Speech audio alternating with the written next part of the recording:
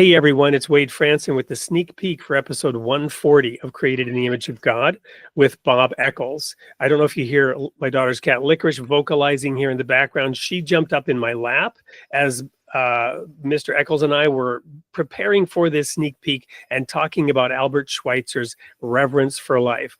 Bob, share with the audience what they can expect on this episode.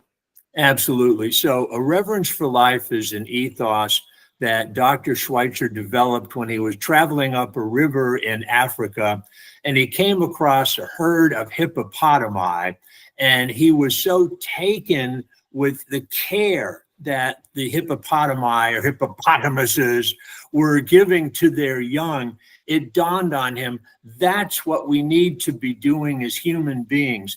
Care, both in the sense of caring and being involved, care in the sense of nurturing and alleviating suffering. That's a reverence for life. That's what I'm all about. That's what Dr. Schweitzer is all about. Awesome. And in a modern equivalent, the song Woodstock by Crosby, Stills, Nash and Young, popularized by Joni Mitchell and others, we've got to get ourselves back to the garden, right? The Garden of Eden, the original intent of the divine creator. When Adam was put on earth, his responsibility, his role, his purpose was to dress and keep the garden, and that would include all life. So your work in your books goes in that direction. Share a quick summary of what that's about today. So I'm writing a 4-volume set, Wade, taking all readers through how to inculcate a reverence for life in their own existences.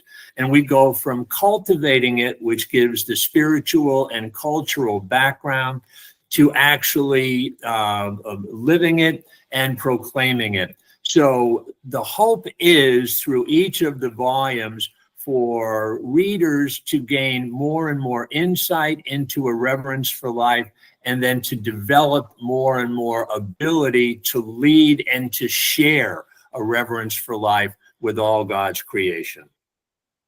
And there you have it, as just a brief synopsis, the tip of the iceberg. We will dive deeply into this topic and how a greater understanding of it and a practice of this can lead to the kind of oneness and unity, not just with animals, which is the focal point, but perhaps resolving some of the political divide that is swirling around us, so that we as a species can fulfill that role as the keystone species designed to dress and keep the garden, this beautiful blue-green jewel floating through space. You don't want to miss episode 140, airing March 4th with Bob Echols. Hope to see you there, 8 p.m. Central Time.